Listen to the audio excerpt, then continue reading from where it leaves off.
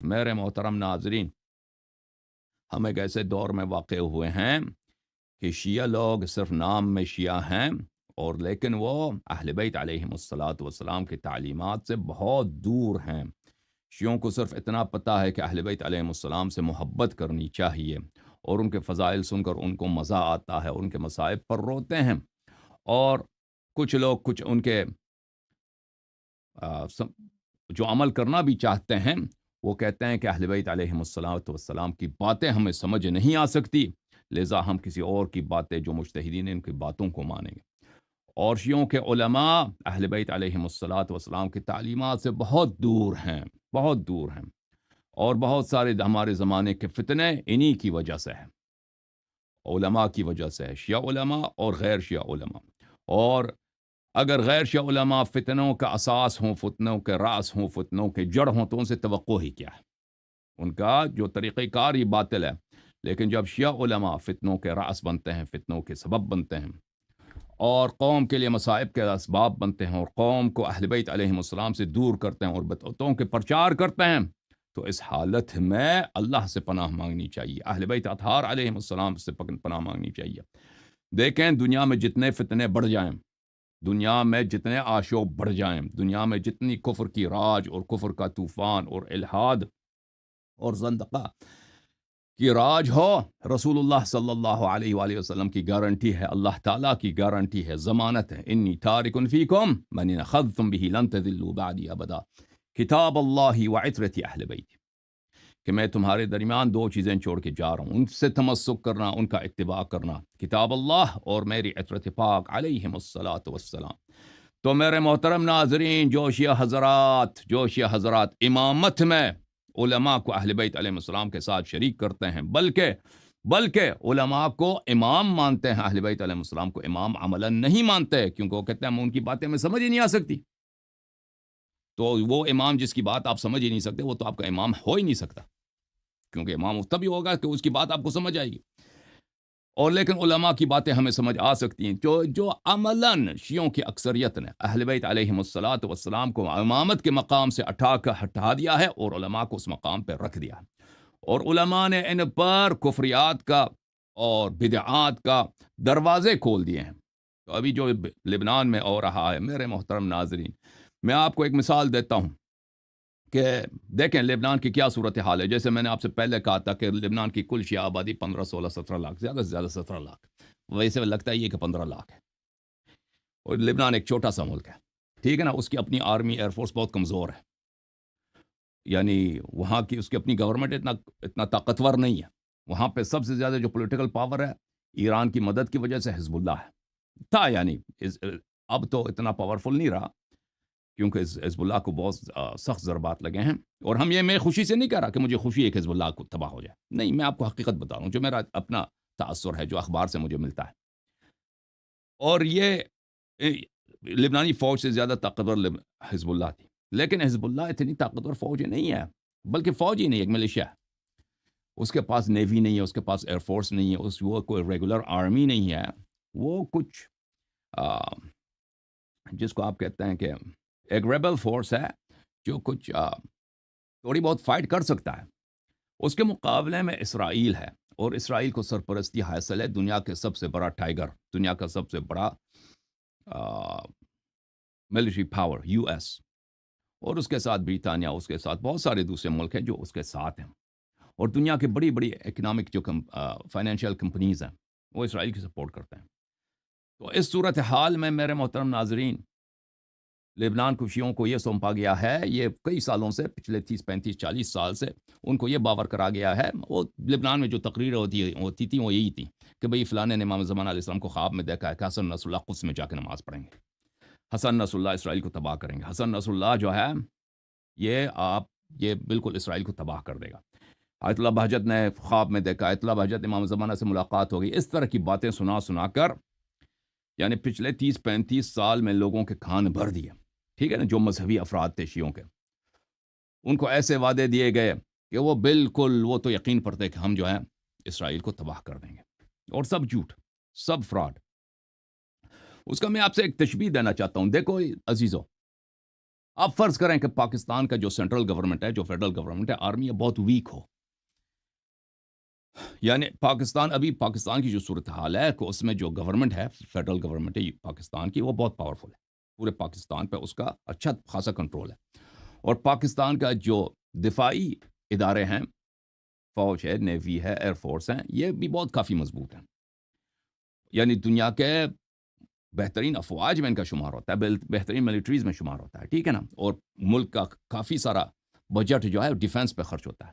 آپ فرض کریں کہ یہ صورتحال نہیں ہے، پاکستان جو ہے آ، فوجی لحاظ سے بہت کمزور ہے، اس کا سینٹرل گورنمنٹ بہت کمزور ہے، اس صورتحال میں وہاں پر ایران آ کے آپ کے ملک میں، پاکستان میں، شیعوں کا ایک ملیشیا بنا دے، ایک ملیشیا بنا دے کہ اس کی وفاداری، اس کی اطاعت اپنی گورنمنٹ کے ساتھ نہیں، اس کی اطاعت کہاں؟ تہران کے لیے، تہران کو ولی فقی مانتا ہے، تہران کو اپنا امام مانتا ہے، خامنئی صاحب کو اپنا امام مانتا ہے، اور وہ یہ سوچتا ہے کہ ہماری ساری اطاعت اس کے لیے، وہ کہیں تو خامنئی کے فرمان پہ جان بھی قربان ہے۔ اب اس کو اسلحہ دے دیں، میزائل دے دیں، لیکن اس کے پاس ایئر فورس نہ ہو، اس ملیشیا کے پاس، ٹھیک ہے نا۔ آپ فرض کریں کہ پاکستان میں صورتحال یہ ہے کہ ایک گورنمنٹ آرمی کی بہت کمزور ہے، نیوی نہیں ہے پاکستان کے پاس، اگر ہے تو کچھ بھی نہیں ہے، فرض کریں ایئر فورس کچھ بھی نہیں ہے، ٹھیک ہے نا۔ تو اس صورتحال سے ایران فائدہ اٹھا کر وہاں پہ شیعوں کا ایک ایسا ملیشیا بہت بڑا بنا لیتا ہے کہ وہ اس کی وفاداری ایران کے ساتھ ہے، اس کو میزلز دے دیتا ہے، اس کو تنخواہیں دے دیتے ہیں، اس کے سپاہیوں کی ٹریننگ ہوتی ہے، اور ان کو یہ کام سونپا جاتا ہے کہ آپ نے کشمیر کو آزاد کرنا ہے اور دہلی کو بھی آزاد کرنا ہے، دہلی میں کہ لال مسجد میں آپ کے جا کے وہاں پہ آپ نے نماز جماعت پڑھنی ہے آزاد کر کے، اور فرض کر رہے ہیں کہ ہندوستان کمزور نہیں ہے، بھارت جو ہے بہت ہی طاقتور ملک ہے، ٹھیک ہے نا۔ تو یہ شیعہ حضرات کھجلی کرتے ہیں انڈیا کو، تو انڈیا سامنے سے مار دیتا ہے، ٹھیک ہے نا۔ آپ کے پورے ملک کو، یعنی آپ کے جو رہائشی علاقے ہیں ان پہ بم پھینکتا ہے، لوگ مرتے ہیں، لوگ ہر طرف لوگ مرتے ہیں، لوگ مثلا کراچی جو ہے آدھا خالی ہو جاتا ہے، لوگ مہاجر بن جاتے ہیں، عمارتیں وغیرہ تباہ ہو جاتے ہیں، لاہور اسی طرح، سیالکوٹ اسی طرح، فرض کریں ملتان اسی طرح، ابھی جو صورتحال لبنان میں ہے، ٹھیک ہے نا۔ تو اس صورتحال میں آپ کیا کہیں گے؟ ٹھیک ہے نا، اور یہ حزب اللہ کی اپنی جو یہ پاکستانی حزب اللہ اس صورتحال میں، اس کی اپنی قیادت بھی مر جاتی ہے، اس کو ہلاک کر دیتے ہیں، اس کا جو جانشین ہے، خلیفہ ہے، اس کو بھی ہلاک کر دیتے، یعنی اس کی قیادت چھپتے ہیں، روپوش ہو جاتے ہیں، جو بھی ان کا سامنے آ جاتا ہے اس کو قتل کر دیتا ہے انڈیا، اور یہ نہ تو صرف کشمیر کو آزاد کر سکے اور نہ دہلی کو آزاد کر سکے، بد نتیجہ یہ ہوا کہ پاکستان کو تباہ کر دیا انہوں نے۔ تو اس صورتحال میں آپ ان قوم سے کیا کہیں گے؟ ایسے پارٹی سے آپ کہیں گے کہ آپ نے بیوقوفی کیا نا، آپ نے ملک تباہ کرا دیا، اگر آپ کے پاس طاقت نہیں ہے اتنا کہ آپ اپنے عوام کا دفاع کر سکیں، اپنے بچوں کا دفاع کر سکیں، اپنے خواتین کا دفاع کر سکتے ہیں، اپنے شہریوں کا دفاع کر سکیں، تو آپ کو اتنی بڑی فوجی طاقت سے پنگا لینے کی کیا ضرورت تھی؟ کہیں گے نہیں کہیں گے بھائی، سب لوگ آپ مذہبی تعلیمات کو چھوڑ دیں کہ مذہب کیا کہہ رہا ہے، صرف ایک دو چار ایک دنیائی نقطۂ نظر سے آپ دیکھیں کہ آپ کے اس جہاد سے ہم تباہ ہو گئے، کیا اس وقت آپ کہیں گے کہ ماشاءاللہ آپ نے پاکستان کو کربلا بنا دیا، امام حسین علیہ السلام بھی شہید ہو گئے، ہم بھی شہید ہو جاتے ہیں، کوئی بات نہیں، ان کے راستے میں دہلی آزاد ہو یا نہ ہو، کشمیر آزاد ہو یا نہ ہو، پاکستان الحمدللہ کربلا تو بن گیا نا، سب تو شہید ہو گئے، ہمارے بچے یہاں پہ تو اسارت کو چلے جائیں گے ہندوؤں کے پاس، آپ کہیں گے یہ صحیح ہے؟ نہیں، کوئی نہیں کہے گا یہ صحیح ہے، ٹھیک ہے نا۔ آپ کہیں گے غلط ہے، یہ طریقہ کار غلط ہے، کسی قوم کو تباہ کرنا یہ اچھی بات نہیں ہے۔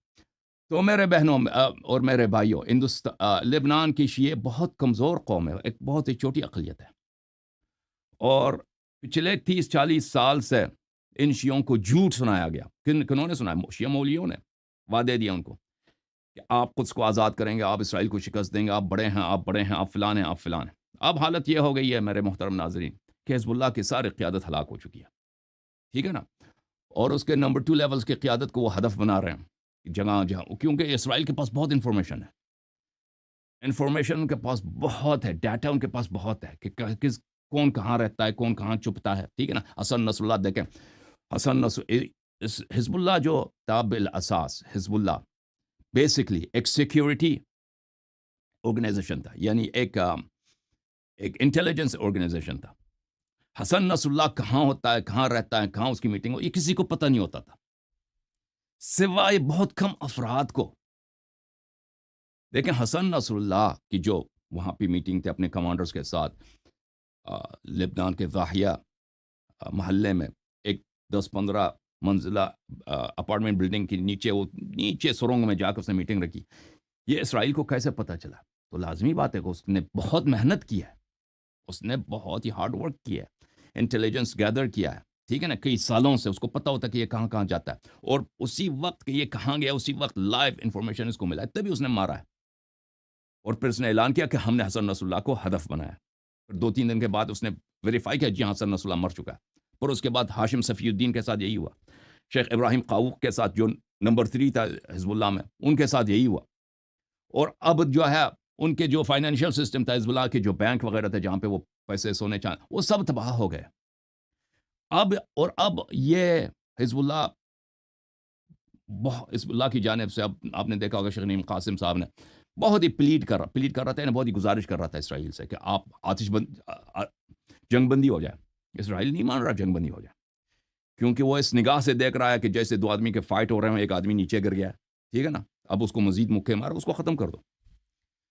اور لبنان میں اگر آپ سمجھتے ہیں کہ وہاں کے دوسرے اقوام شیعوں کے ہمدرد ہیں، بالکل ہمدرد نہیں ہے. جماعت عمریہ بالکل شیعوں کو بری نظر سے دیکھتی ہے، حزب اللہ کو، شیعوں کو بری نظر سے دیکھتے ہیں، وہ خوش ہو جاتے ہیں.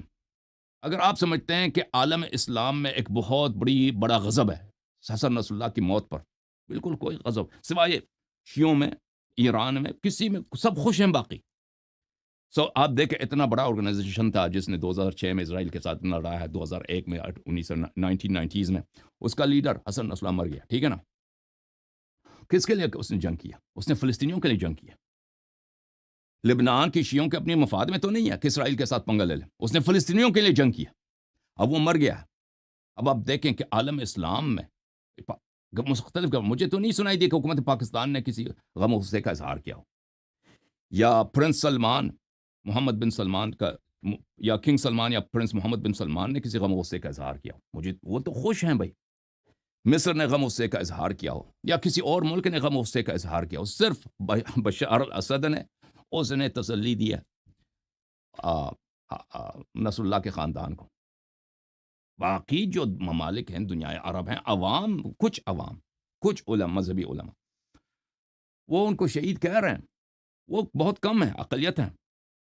گورنمنٹس جتنے کے جتنے ہیں یا تو خاموش ہیں یا وہ خوشی کا اظہار کر رہے ہیں، کیونکہ وہ شیعوں کو کس نظر سے دیکھتے تھے، حزب اللہ کو اس نظر سے دیکھتے تھے کہ یہ ایران کا ایک اعلی کار ہے. وہ اس نظر سے نہیں دیکھتے تھے کہ یہ ایک عرب فورس ہے، ایک مسلم فورس ہے، یہ بھائی اسرائیل کو ذلیل کرنے کے لیے نہیں. اس نظر سے بالکل ان کا ویو یہ نہیں تھا. ان کا ویو یہ تھا کہ یہ ایران عرب میں، ہم عرب ہیں، ہماری اپنی آئیڈینٹی عرب ہیں. ایران فارسی ایک ملک ہے، ایک فرس کا ملک ہے، اجمیوں کا ملک ہے. ان کو کیا کام ہے؟ عربوں کے بیچ میں انہوں نے ایک پارٹی، پولیٹیکل پارٹی بنا دیا، ایک ملٹری پارٹی بنا دیا، اور یہ ان کا اعلی کار ہے. اس نظر سے دیکھتے تھے، ٹھیک ہے نا. تو کسی غم و غصے کا اظہار نہیں ہے. اور جو عوام مر رہے ہیں جنوب لبنان میں، وہاں پہ تین میجر پارٹیز ہیں، ایک کرسچنز ہیں، ایک سنی ہیں، اور ایک شیعہ. اور اسرائیل صرف شیعوں کو مار رہا ہے، سنیوں کو نہیں مار رہا لبنان میں. اگر آپ سمجھتے ہیں کہ سنی ناراض ہیں لبنان میں، بہت خوش ہیں، خوشیاں منا رہے ہیں، وہ جشن مٹھائی بانٹ رہے ہیں کہ شیعہ وہاں پہ قتل ہو رہے ہیں اور حزب اللہ ختم ہو رہا ہے. اور اسی طرح کرسچنز بہت خوش ہیں، بہت خوش ہیں. تو میرا عرض یہ ہے کہ یہ دیکھیں اہل بیت علیہ السلام کی تعلیمات کیا ہیں جہاد کے متعلق. سختی سے منع کیا اہل بیت طاہرین علیہ السلام نے. یہ علماء کو بھی نہیں پتہ. علماء میرے خلاف کلپس بناتے ہیں کہ دیکھو حسن اللہ یاری نے بولا ہے کہ حزب اللہ نے اہل بیت علیہ السلام کی تعلیمات کی مخالفت کرتے ہوئے اس نے جنگ میں حصہ لیا. بالکل. یہ آپ کتاب الجہاد پڑھیں، اہل بیت علیہ السلام کی احادیث پڑھیں کہ اہل بیت علیہ السلام نے کتنی سختی سے منع کیا کہ شیعوں کو بالکل اجازت نہیں ہے کہ کسی سے لڑے. ہماری امام مہدی علیہ السلام کی تشریف آوری سے پہلے. اب شیعہ اس بات کا مذاق اڑاتے ہیں. جب شیعہ اپنے ہی ائمہ طاہرین علیہ السلام کے احادیث کا مذاق اڑاتے ہیں کہ یہ باطل ہے، یہ جھوٹ ہے، اس کا یہ کیسے ہو سکتا ہے، ٹھیک ہے نا. امام جعفر صادق علیہ السلام کے اقوال اوامر کا مذاق اڑاتے ہیں شریعت کا، تو یہ کیسے شیعہ ہو سکتے ہیں؟ اور ان کے علماء ان سے چھپاتے ہیں اہل بیت علیہ السلام کی تعلیمات کو. جنگ صرف اس صورت میں جائز ہے جب اصل اسلام خطرے میں ہو. اصل اسلام خطرے میں، یعنی کوئی ایسا شخص آ جائے کہ بالکل وہ پورا اسلام کو مٹانا چاہتا ہے. بیضۃ الاسلام یعنی اسلام کا جڑ، اسلام کو جڑ سے اکاڑ کے وہ یہ دنیا میں ایسی کوئی طاقت نہیں جس کا یہ پلان ہو کہ اسلام ہی کو ختم کر دے، ٹھیک ہے نا؟ یہ جنگ جو ہے ایسے اس کے علاوہ اگر کوئی جنگ ہو تو اس میں شرکت کرنے کی سختی سے منع ہے، جیسا احادیث میں یہ ہے، جیسا سور کا گوشت کھانا، جیسا کتے کا مردہ یہاں پہ پڑا ہو، مردہ کتا پڑا ہو، آپ اس کو اٹھا کے اس کا سالن بنانا چاہیں کہ میں خود کھاؤں گا، بچوں کو کھلاؤں گا، والدین کو کھلاؤں گا، کہ یہ کتے مرا ہوا کتا ہے ملا ہے جب یہ کتنا منع ہے۔ امام جعفر صادق علیہ السلام فرماتے ہیں اسی طرح منع ہے کہ غیر معصوم امام علیہ الصلوۃ والسلام کے زیر سرپرستی آپ کسی، چاہے وہ یہودی، پرانے زمانے میں بھی یہ ہوتا تھا میرے عزیزوں، معاویہ اپنے زمانے میں، یزید اپنے زمانے میں، شام بن عبد الملک اپنے زمانے میں، بنی امیہ کے کنگز، بنی عباس کے کنگز اپنے زمانے میں یہ کرسچن سے، یہودیوں سے لڑتے تھے، ہمیشہ یہ جہاد کا سلسلہ ہمیشہ ہوتا تھا، اور شہروں میں بڑے اعلانات ہوتے تھے کہ بھئی لشکر جا رہا ہے وہ روم سے لڑنے کے لیے، لشکر جا رہا ہے افریقہ کے فتح کے لیے، لشکر جا رہا ہے فلان جگہ چائنا سے، ہند سے لڑنے کے لیے غزوہ ہو رہا ہے، مجاہدین آ جاؤ۔ لوگ اسلحہ لوگوں کو سلاح دیتے تھے کہ بھئی تلوار اٹھاؤ، آ جاؤ فوج میں، اتنے تنخواہ ملیں گے، وہاں پہ جائیں گے بھئی، اور وہاں پہ جو غنائم ملیں گے آپ کو اس سے بھی مل جائے گا۔ تو یہ کوئی نئی چیز نہیں ہے کہ کفار سے جنگ ہو، کہ صرف ہمارے زمانے میں ہو، یہ اس کی بڑی تاریخ ہے، یہ ہمیشہ ہوتا رہا ہے۔ دیکھیں اس زمانے میں ائمہ طاہرین علیہم الصلوۃ والسلام اپنی شیعوں کو سختی سے منع فرماتے تھے کہ جنگ چاہے مسلمان اور عیسائیوں کے درمیان ہو، مسلمان اور یہودیوں کے درمیان ہو، مسلمان یا ہندوؤں کے درمیان، آپ کو اجازت نہیں ہے اس جنگ میں شرکت کرنے کی، حرام ہے۔ آپ نے اگر نیک کام کرنا ہے تو خدمت خلق اللہ کریں۔ جہاد صرف اور صرف امام معصوم علیہ الصلوۃ والسلام کے کمانڈ کے اندر ہوتی ہے، ٹھیک ہے نا؟ یہ احادیث کی بہت زیادہ ہیں، میں نے پہلے آپ کو بعض احادیث پڑھ کے سنائی ہیں، ٹھیک ہے نا؟ اور شیعہ عوام کو تعجب کیا اسے دین ہو سکتا ہے، جی ہاں ہو سکتا ہے، بالکل دین ہی یہی ہے۔ جہاد اگر ائمہ اطہار علیہم الصلوۃ والسلام کے کمانڈ کے نیچے نہ ہو تو یزیدیت ہی یزیدیت ہے، بنی امیہ ہے، بنی عباس ہے، طالبان ہے، ISS ہے، سمجھے، خامنئی ہے۔ سمجھ میں آئی بات آپ کو؟ اور ابھی شیعہ قوم کے ساتھ جو ہو رہا ہے، ائمہ طاہرین علیہ السلام نے کتنی منع کیا کہ شیعوں میں سے جو بھی تلوار اٹھائے امام زمانہ علیہ السلام کے آنے سے پہلے، وہ اپنے قوم کو، شیعوں کو ضرر پہنچائے گا۔ یہ اعجاز ہے میرے مولا امام زین العابدین علیہ السلام کا یا نہیں ہے؟ یہ اعجاز ہے امام جعفر صادق علیہ السلام کا یا نہیں ہے کہ انہوں نے پہلے ہی بتا دیا تھا کہ ایسے کام کے نتائج سوائے اپنے قوم کی تباہی کے کچھ نہیں ہو سکتے۔ تو میرے محترم ناظرین، میرے عزیزو، تم اپنے ملک کے متعلق سوچو، تمہارا ملک پاکستان سوچو، اگر تمہارا اپنا ملک تباہ ہو جائے، اب جیسے ابھی لبنان تباہ ہو رہا ہے، وہاں پہ شیعہ خواتین کو دیکھو کہ شیعہ خواتین کیسے، ایک بچہ ہاتھ میں، ایک تیلا ہاتھ میں، 2-3 بچے پیچھے چل رہے ہیں، ٹھیک ہے نا؟ شوہر بھی ایک ٹیچی کیس، وہ پیدل بیچارے ایک شہر سے دوسرے شہر جا رہے ہیں، شہر سے، کیونکہ ملک ہی تباہ ہو رہا ہے، شیعہ علاقے ہی تباہ ہو رہے ہیں، کہاں جائیں، کس کے پاس جائیں؟ جماعت عمریہ کے محلوں میں چلے جائیں، ان کی جان و مال ناموس کا حفاظت کیسے ہوگا؟ کرسچنز کے محلے میں جائیں، ان کی جان و مال اور ناموس کا حفاظت کیسے؟ کس ملک میں جائیں، کہاں بیچارے جائیں؟ تم سوچو، اگر یہ تمہارے ساتھ پیش آ جائے، تمہارے ملک کراچی میں، لاہور، تم خود راضی ہو تمہارے ساتھ یہ ہو جو تم کہتے ہو کہ چلو لبنان کربلا بن گیا، تو امام حسین علیہ السلام بھی تو شہید ہوئے تھے۔ کب امام حسین علیہ السلام نے آپ سے کہا کہ تم میری طرح آ جاؤ، ہاں تم میری طرح آ کے یزید کے خلاف تم قیام کرو؟ اس نے کب انقلاب کب کیا تھا امام حسین علیہ؟ میری تقریرات آپ پڑھیں کہ امام حسین علیہ السلام نے کیا قیام کیا تھا یا نہیں کیا تھا، یا ان پہ امپوز کیا تھا؟ امام حسین علیہ السلام نے ہر طرح سے صلح کرنے کی کوشش فرمایا تھا، آپ پڑھیں بھائی میرے عزیزوں۔ بہت افسوس ہے، بہت افسوس ہے اپنی قوم پر کہ شیعہ قوم تباہ ہو رہی ہے، دشمن کی وجہ، دشمن تباہ کر رہی ہے، لیکن اپنے علماء نے جو غلط فیصلے کیے ہیں، ابھی اس کا ثمرہ مل رہا ہے شیعہ عوام کو، اور اس سے مجھے لگتا ہے کہ یہ ابھی سلسلہ بھی شروع ہوا ہے، ابھی یہ سلسلہ شروع ہوا ہے، ابھی یہ چلتا جائے گا، ابھی مجھے نہیں لگتا کہ یہ ختم ہونے والا ہے۔ ہم اس بات سے بالکل، ہم حزب اللہ سے فکری لحاظ، عقیدتی لحاظ سے بالکل 180% مخالف ہیں، لیکن ہم راضی نہیں ہیں، خوش نہیں ہیں اس بات پر کہ وہاں کے، بالکل ہماری بہت بڑی مصیبت کی بات ہے کہ لبنان کے شیعہ جو ہماری نفس ہے، ہماری جان ہے، وہ تباہ ہو جائیں۔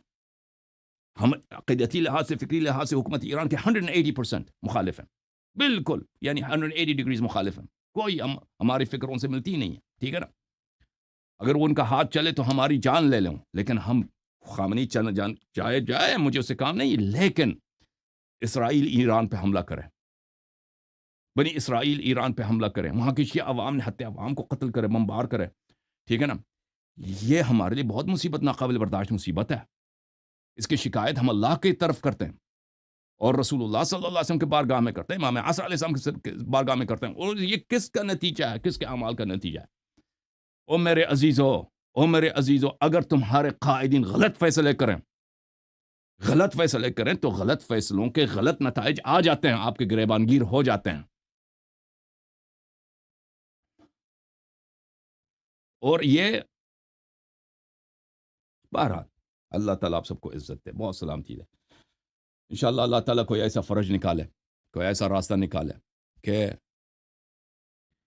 جو عالم اسلام آیا جو ایک تماشائی بن کر دیکھ رہے ہیں، وہ فلسطین کا بھی اسی لیے ہیلپ نہیں کر رہے.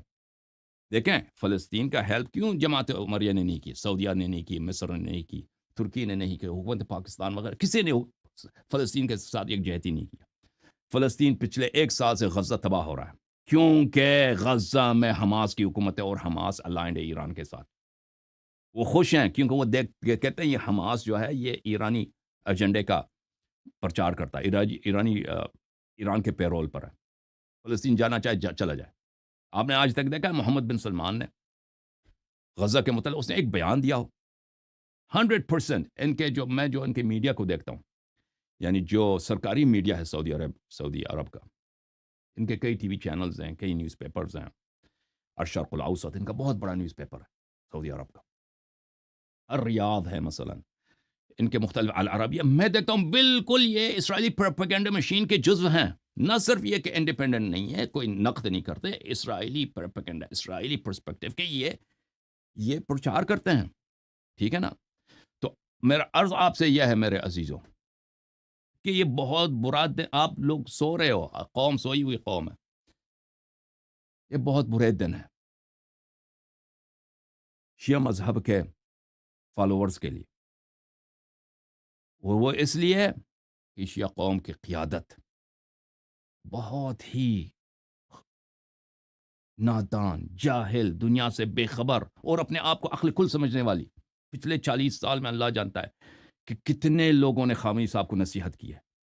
خامنئی صاحب کو کتنے بڑے لوگوں نے نصیحت کی ہے، قریب سے، دور سے، کنایا میں، ہر طرح سے. کوئی اثر نہیں ہوا اس شخص پر، کوئی اثر ہی نہیں ہوا. جس نے بھی اس کو نصیحت کی اس نے اس کو جیل میں ڈال دیا، کہہ دے یہ ایجنٹ ہے جی، یہ ایجنٹ، اس کو پکڑ لو، اسے اعتراف لے. اس کو بے عزت کر کے ٹی وی پہ لایا، اس کو مار مار کے کہ اس اعتراف لیے کہ میں ایجنٹ. بڑے بڑے علماء کو صرف اس لیے کہ انہوں نے نصیحت کیا، ان کو بے عزت کیا اسی طرح اس شخص نے، جیل میں ڈالا، ان کو ان کے بالکل خلع لباس کر دیا، بے عزت کر دیا کہ لوگوں کے سامنے منہ دکھانے کے لائق نہیں رہے بیچارے. ان کا جرم کیا تھا کہ اس نے خامنئی صاحب سے انہی باتوں پر نصیحت کیا تھا. کتنے لوگ قتل ہو گئے، بڑے بڑے مشہور علماء قتل ہو گئے اسی بات، جو بھی باتیں میں آپ کو کہہ رہا ہوں نا کہ خامنئی صاحب کی پالیسیوں کا نتیجہ یہی ہوگا آگے جا کر، شیعہ قوم کی تباہی. نصیحتیں کرتے رہے بھائی، ان کو سب کو جیل میں ڈالا گیا، کتنے بڑے بڑے علماء کو قتل کیا گیا. یہ ایک بہت بڑا چیپٹر ہے کہ جو مشکوک قتلیں ایران میں ہوئی ہیں، ایران سے باہر علماء کی ہوئی ہیں، وہ کس طرح سے ہیں. تو میں عرض آپ سے یہ کرتا ہوں میرے محترم، میرے بھائیوں، کہ بہت سیڈ دن ہے، بہت غمگین دن ہے، بہت ٹریجک دن ہے. اسرائیل سے اگر کسی نے لڑنا ہے، وہ جس کے مذہب میں جہاد ہے وہ جا کے لڑے نا. جس کے مذہب میں جہاد جائز ہے، امام معصوم، وہ جا کے لڑے. اور عوام بھی ان کا، فلسطین بھی ان کا ہے، قدس بھی ان کا ہے، ٹھیک ہے نا. اس نہ ہمارا کوئی مقدس مقام ہے، نہ وہ فلسطین ہمارے وہ شیعہ بھائی ہیں وہاں پر. ہم کیوں ان کے لیے لڑیں؟ وہ کیوں ہمارے مذہب میں جب جہاد ہی حرام ہے، ہم کیوں دیکھیں شیعہ علماء کے یہ فراڈ کہ انہوں نے جب، کیونکہ حدیث میں اتنا بڑا فراڈ آپ لوگوں کے ساتھ یہ دن دہاڑے آپ کے علماء کر رہے ہیں، یہ ملعون. کیونکہ شیعہ احادیث، روایات، شیعہ مذہب میں جہاد حرام ہے امام معصوم علیہ السلام کے بغیر. انہوں نے کیا نام رکھا؟ اس کا مقاومت رکھ دیا. جہاد کا لفظ ہی نہیں لیتے، مقاومت. وہی کام ہے، جنگ ہے، کیا نام چینج کر دیا، مقاومت. جی حزب اللہ مقاومت ہے. مقاومت سے کیا مراد لیتے ہیں؟ وہی جہاد قتال ہی مراد لیتے ہیں نا تاکہ لوگوں کو بیوقوف بنا دے. اور آپ لوگوں کو واقعا کتنا بیوقوف بنا دیا اگر یہ اتنا ٹریجک نہ ہوتا، اتنا غم انگیز اور اتنا پردرد کہانی نہ ہوتی، تو شیعہ عوام کے سادگی پر، ان کے بے عقلی پر آ کے، یہ بہت بڑا کامیڈی ہے، اس پہ ہنستے رہو بھائی کہ کیسے ان کے علماء نے ان کے ساتھ کھیلا، کیسے ان کے مولویوں نے ان کو بیوقوف بنایا، ان کے مجتہدین، ان کے مراجع نے۔ بہرحال کالرز لیتے ہیں آج جو ہے